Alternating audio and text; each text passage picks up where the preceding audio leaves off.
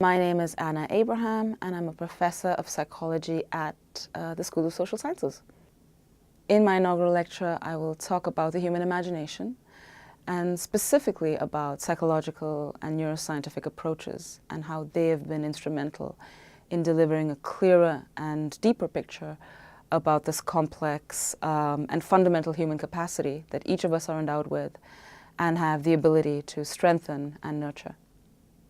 I think students will learn about aspects of psychology, for instance, that they're not used to hearing about. You know, people know a lot about memory and attention and perception, things like that, but they don't really know about more complex aspects of psychology, such as imaginative operations, things like how it is that we understand what somebody else is thinking about.